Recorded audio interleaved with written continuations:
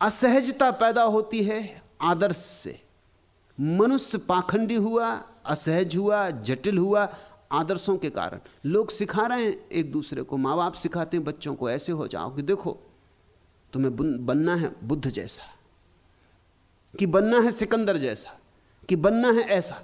कोई माँ बाप अपने बच्चों को नहीं कहते कि तुम ही बनना है। बचना बुद्धों से, बचना महावीरों से। वे हो गए, सुंदर थे, महिमापूर्ण थे, मगर उनसे अगर कोई एक बात सीखनी हो तो यही सीखना कि वे अपनी निजता में जिए, तुम भी अपनी निजता में जीना। आचरण मत करना, अनुकरण मत करना। अनुकरण और आचरण आदमी को झूठा कर देते, क्योंकि द्वंद्व पैदा हो जाता। तुम कुछ हो, कुछ थोपते हो, तो दोहरी बात हो जाती। हो कुछ, करते कुछ हो कुछ, बोलते कुछ, तुम्हारे कपड़े कुछ, तुम्हारी आत्मा कुछ, तुम्हारे बाहर भीतर के रंग में भेद पड़ जाता है, तुम्हारे भीतर खंड हो जाते। और खंडित हो जाना असहज है। सहज का अर्थ होता है अखंड जीना। तुम जैसे हो वैसे ही जियो। जरा सोचो इस बात को, ये बहुत बहुमूल्य बात है।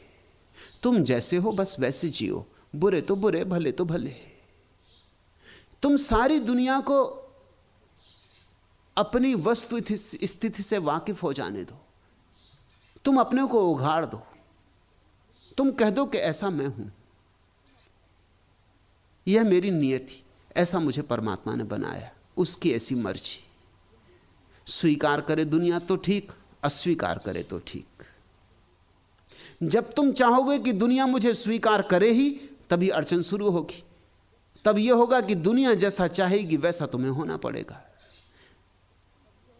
जब तुम चाहोगे कि दुनिया मुझे सम्मान दे, तो अड़चन शुरू होगी, क्योंकि दुनिया सम्मान देगी अपने शर्त के आधार पर। उसकी शर्तें पूरी करोगे तो सम्मान देगी, उसकी शर्तें अगर पूरी नहीं हुई तो असम्मान करेगी। जिस आदमी ने कुछ होना चाहा वह भयग्रस्त हो जाएगा। जो भयग्रस्त हुआ कमजोर हुआ, आत्मा खोई उसने। कुछ होना मत चाहना, जो तुम हो पर्याप्त हो। परमात्मा की दृष्टि में तुम अंगीकार हो, अन्यथा तुम होते ही नहीं। उसने तुम्हें स्वीकारा है। जुन्नैद के जीवन में कथा है। नए गांव में आके ठहरा जुन्नैद, सूफी फकीर था, बड़ा फकीर था। उसके पड़ोस में एक शरारती उपद्रवी आदमी था। 2-4 दिन तो उसने देखा, फिर उसके बर्दाश्त के बाहर हो गए। एक सांझ प्रार्थना कर रहा था, नमाज में था। प्रार्थना के बाद उसने कहा, हे प्रभु, इस आदमी को समाप्त कर, इसकी क्या जरूरत है दुनिया में। ये मेरा पड़ोसी, ये सिवाय उपद्रव के कुछ भी नहीं। ये तेरे लोगों को सताता है, परेशान करता है, दुष्ट है। जुन्नैद को कभी किसी प्रार्थना में परमात्मा का उत्तर ना आया था। उस दिन आया। परमात्मा ने कहा, जुन्नैद तू 4 दिन से यहां है, मैं इस आदमी के साथ 60 साल से हूं। ये 60 साल से मेरा पड़ोसी, क्योंकि मेरे तो सभी पड़ोसी। मैं इसे 60 साल से बर्दाश्त कर रहा हूं, तू 4 दिन ना कर सका। और जब मैं इसे 60 साल से बर्दाश्त कर रहा हूं तो इसमें कुछ होगा, इसका कुछ राज होगा। तुझे यह तो सोचना था कम से कम प्रार्थना करने के पहले कि जो परमात्मा को स्वीकार है उसमें तुझे क्या शिकायत हो सकती।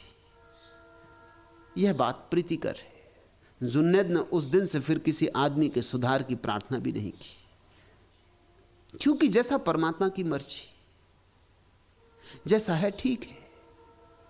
हम कौन। जीसस के पास कुछ लोग एक स्त्री को लाए और उन्होंने कहा कि इसने व्यभिचार किया है, और पुराने शास्त्र में लिखा है कि पत्थर मार के इसकी हत्या कर देनी चाहिए। आप क्या कहते। जीसस नदी के किनारे बैठे थे। जीसस सोच में पड़े होंगे, पत्थर मार के हत्या कर देना, अगर इसकी आज्ञा दें तो हिंसा होगी। फिर जीसस के प्रेम के सिद्धांत का क्या होगा। और अगर कहें कि नहीं क्षमा कर दो तो लोग नाराज होंगे।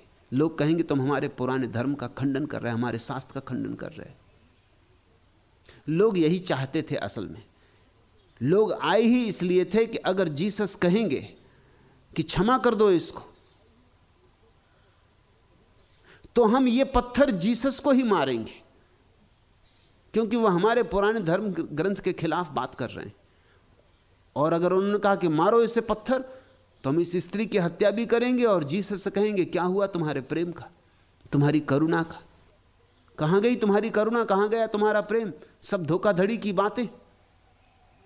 मगर उन्हें पता नहीं था कि जीसस क्या उत्तर देंगे। जीसस ने कहा कि ठीक कहते हैं पुराने शास्त्र, ठीक ही कहते होंगे, उठा लो पत्थर, इस स्त्री की हत्या कर दो। लेकिन पत्थर वही लोग मारें जिन्होंने कभी व्यभिचार ना किया हो और कभी व्यभिचार का विचार ना किया हो। वो जो पंच गांव के आगे खड़े थे, मेयर रहा होगा और म्युनिसिपल कमेटी के मेंबर और सब, वो जल्दी से पीछे हट गए भीड़ में, क्योंकि कौन झंझट करे, गांव भर जानता है, सबकी हरकतें जानता है। और अगर व्यभिचार ना भी किया हो तो विचार तो किया ही। ऐसा आदमी तो खोजना कठिन है जिसने व्यभिचार का विचार ना किया हो। जो मोहित ना हुआ हो, आकर्षित ना हुआ हो, वो चुपचाप पीछे हट गए। धीरे धीरे वो जो लोग आए थे उनके हाथ में पत्थर थे, पत्थर उन्होंने वहीं गिरा दिए और धीरे धीरे लोग नदारत होने लगे। सांझ हो रही थी, सूरज ढल रहा था। सूरज के ढलते ही जैसे अंधेरा हुआ, लोग भाग गए वहां से। स्त्री अकेली छूट गई। उस स्त्री ने जीसस के चरणों पर सिर रखा और कहा कि आप मुझे जो भी सजा देना चाहें दें, मैं व्यभिचारिणी हूं, मैं स्वीकार करती हूं, मैं पापनी हूं, और आपकी करुणा ने मेरे हृदय को गदगद कर दिया, आप जो भी सजा दें। जीसस ने कहा कि मैं कौन हूं सजा देने वाला? मैं तेरे और तेरे परमात्मा के बीच कौन हूं? तू जान, तेरा काम जान और तेरा परमात्मा जाने। मैं कोई निर्णय नहीं लेता। अगर तुझे लगता हो कि कुछ गलत किया है तो अब मत करना, और तुझे लगता हो कि जो है वो ठीक है तो जारी रखना। निर्णायक परमात्मा होगा, तेरे और परमात्मा के बीच अंतिम निर्णय होने वाला है, कोई बिचवैया नहीं। तू जा। ख्याल करते हो इस बात में? जीसस का प्रत्यक्ष वचन है, बुराई की भी निंदा मत करना, बुराई की भी। क्यों?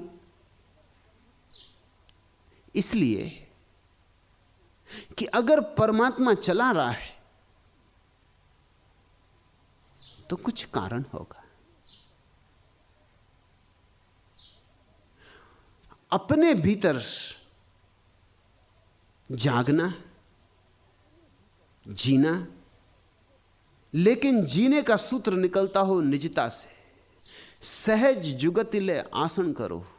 अगर तुम्हारा जीवन सहज हो जाए तो बस ठहर गए, आसन लग गया। यही असली आसन है।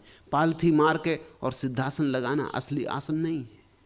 वो तो कोई भी लगा ले, वो तो कवायत है, व्यायाम है, अच्छा है, करो तो शरीर के लिए स्वास्थ्य कर है, लेकिन उससे कोई आत्मा नहीं मिल जाएगी। सहजता में, निजता में जो आसन लग जाता है तो आत्मा का अनुभव शुरू होता है।